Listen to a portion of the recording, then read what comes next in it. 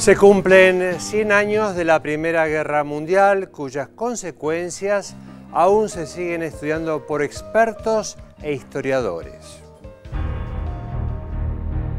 Cuando el 28 de junio de 1914, un estudiante serbio asesinó al heredero del trono austrohúngaro, el archiduque Francisco Fernando, una larga historia de disputas económicas y enfrentamientos geopolíticos entre las principales potencias europeas terminó de cristalizarse en ese momento crucial.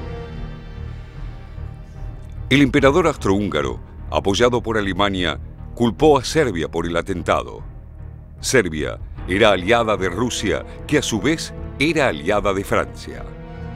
Las fuerzas contendientes se agruparon y reagruparon en un ajedrez que se convirtió con aquel disparo en un campo de batalla. Alemania declaró la guerra a Francia e invadió Bélgica, lo que provocó la reacción británica y su entrada en el conflicto. Así comenzó la Primera Guerra Mundial, en la que se enfrentaron dos bloques. Por un lado, los países de la Triple Entente, llamados comúnmente aliados: Rusia, Francia, Gran Bretaña y más tarde se le sumarían Italia y Estados Unidos. Y por el otro, los de la Triple Alianza, conocidos como potencias centrales, Alemania y Austria-Hungría, a las que se agregaría Turquía. La conflagración pasó a ser una guerra mundial en la que participaron 32 naciones. La temeraria rivalidad comercial entre las principales potencias europeas, en particular entre Inglaterra y Alemania, que venían disputándose mercados y territorios en todo el mundo, fue una de las principales causas del conflicto.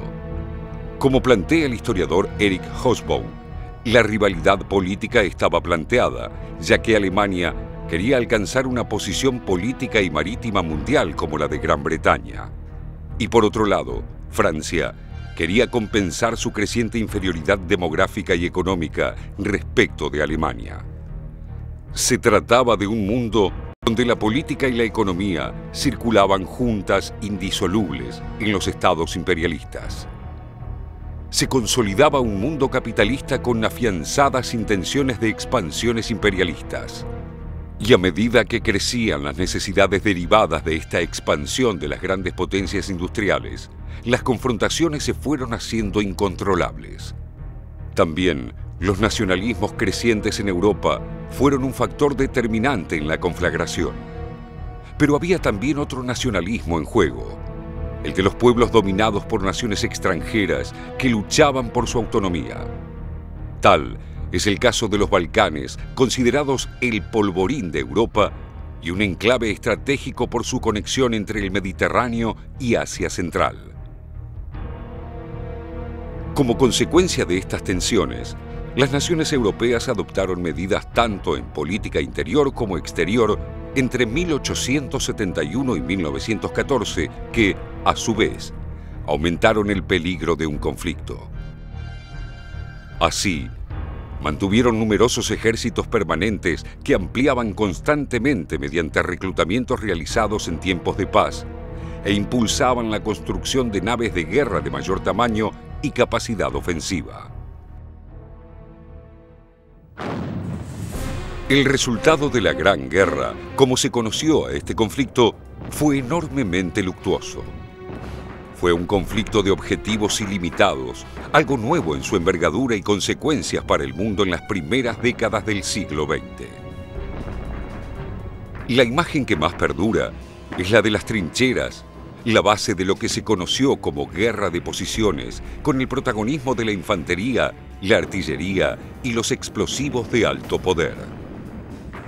También significó el auge de la aviación, utilizada por primera vez en amplia escala para el combate, lo que incluyó célebres duelos aéreos y su uso para el reconocimiento de las líneas enemigas, así como de innovaciones letales y temidas como las armas químicas.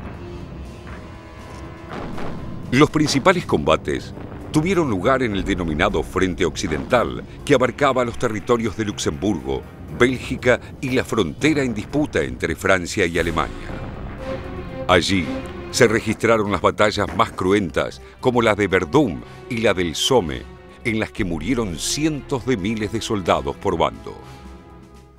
También se combatió duramente en los Balcanes, Bulgaria, Serbia y Macedonia. La participación del Imperio Turco Otomano del lado de las potencias centrales llevó la guerra al Asia Menor y a Egipto. De los escenarios euroasiáticos, el de la península de Galípoli fue uno de los más notables. Se considera la Primera Guerra Mundial más mortífera de la historia de la humanidad. Causó más de 16 millones de muertos y no menos de 20 millones de heridos. De los muertos, unos 10 millones fueron soldados y personal militar de ambos bandos contendientes. De este total, las potencias centrales, con Alemania a la cabeza, perdieron unos 4 millones de hombres, mientras que los aliados tuvieron en total unos 6 millones de muertos. Hubo también casi 8 millones de soldados desaparecidos.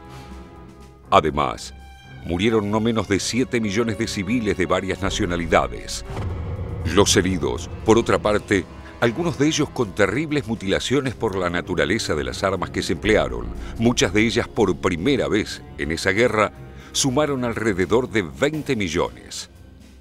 Las consecuencias de una guerra total. El Tratado de Versalles, un armisticio que el joven Adolf Hitler, al igual que gran parte de la sociedad alemana, consideró humillante, no estableció precisamente unas bases sólidas para reorganizar a Europa y al mundo.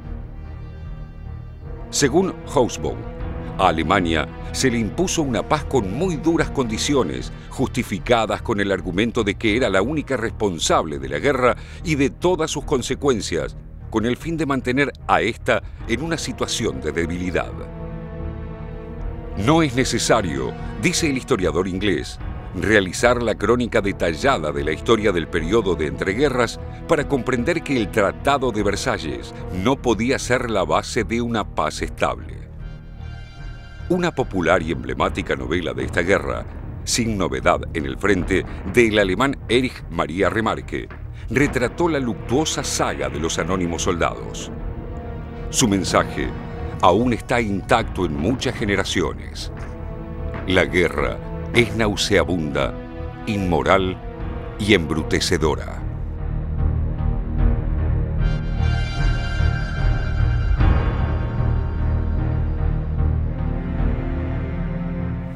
Bueno, excelente el material de este informe, realmente impecable, ¿no? Y hemos hablado bastante de la Primera Guerra, las consecuencias. Yo quería recomendarles, ya que se hablaba en el informe de la novela Sin novedad en el frente, también quería recomendarles un libro que sacó Paidós hace poquito y que es de Santiago Farrell, se llama Todo lo que necesitas saber sobre la Primera Guerra Mundial.